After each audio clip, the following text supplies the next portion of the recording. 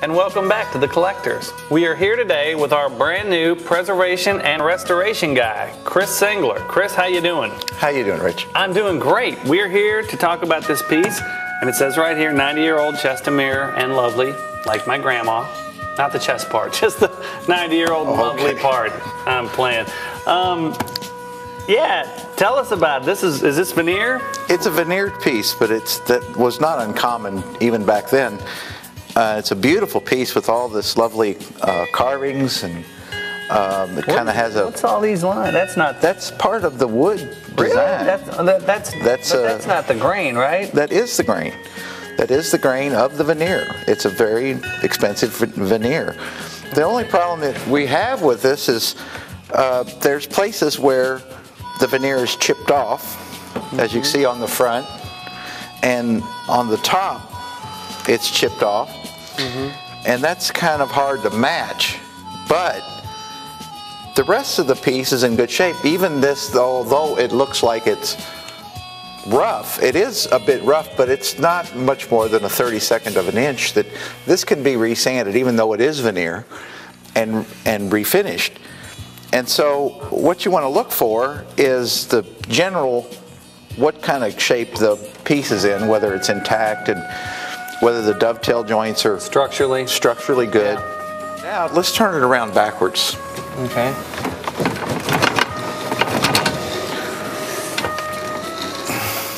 What we can see on the back here is this is the same veneer right here as the rest of the piece. So here, along this whole backside is a place where you can get a supply of veneer that you can use to patch the broken pieces.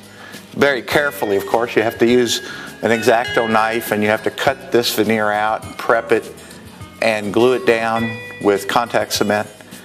And then once you've repaired all of the broken veneer, then you would take the mirror off, take the screws off and take the mirror off, and then sand the whole piece down lightly, and get to where you're below all of these imperfections, and then you can restain and reseal it.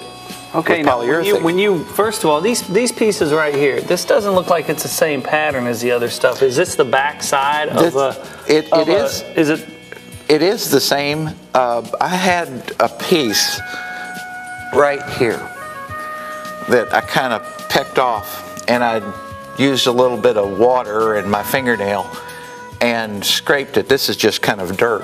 Oh, okay. And I looked at that, and then I compared it to the veneer on the front, and it's exactly the same. Oh, really? Let me see. Here, let's turn it back around. Turn it back around. You would have to carefully cut a straight line across this, square it off, cut this, square it off, and then fill it in with a appropriately sized piece of veneer off of the back. Okay, now then what do you, once it's glued in there with contact cement, what do you use wood putty on it then? No. Or how do you get it with, so you don't see the big square mark?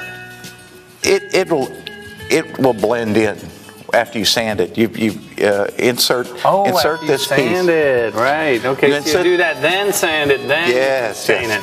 You insert this piece. There's possibly a piece that needs to be put in here, but that might just sand out. These pieces on the front as well. You insert pieces in there. Now, how long would it take to do this? If you started on it on a Monday at 8 o'clock in the morning? For a novice that did not have any previous experience with it, probably on and off a couple of weeks of fooling with it. Somebody that was professional could do it in a couple of days. Right. Okay. Well, that's a lot of, that's a lot of stuff. And you got to take all this stuff off to sand it. Now, what about these? Do you leave these? How do you sand around all this stuff? Very carefully. Really? With a small piece of light sandpaper. It doesn't require a whole lot of sanding. It's in good shape. It just needs to be scuffed. So what, were you talking like 220?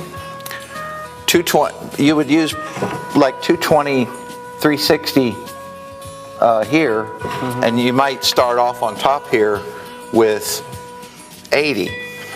Yeah, I was going to say it would take it down a little bit, because you have to get below these burn marks. You have to get below these imperfections and abrasions. Yeah, Granny smoked cigars. That's Granny did smoke cigars. She was into the Cohibas. And then once you get it to 80 and you're satisfied, then go with the finer sandpaper. Okay, now this right here, if you took this with 80 grit and went all the way across it, you might not have to replace a piece there, right? You might not. You would have to look at that carefully. Okay. And see if that didn't blend in. You know, all of the woodworking, all of the carving work is in perfect shape. Yeah, look, it's kind of got that I Dream of Jeannie Masonic before you would refinish that, you would maybe take some light steel wool and brush it up. Oh, that'll clean it up, wouldn't it? Because you don't want to get any sandpaper on that. It's too fine of a pattern. Look at this. Look at that. It's got little locks in there. This is a common drawer lock. Most of the times you can go to a locksmith and they'll have a skeleton key that can be fitted in there. It's not a very big tumbler. It's just a flip lock. And you can get a skeleton key for very little money. To work in that lock, if it's a more complicated lock, you would take the entire drawer to the locksmith and they could fit a key for it for a nominal fee. But generally speaking, it's a simple locking mechanism that you can get a skeleton key for. Well, that is cool. And it's a gorgeous piece. I mean, you could spend very little money, a little bit of time and effort, and have a wonderful piece. Okay, well that's cool. Well, we're going to go next door and look at some more cool pieces that are really interesting. And this is in the rough room where we're looking at this stuff. And this is the stuff that's in here. It's a little older. It needs a little bit of TLC. And when I say TLC, I don't mean take a look at this crap. I mean tender loving care. We'll see you in a minute. The collectors will return after these messages.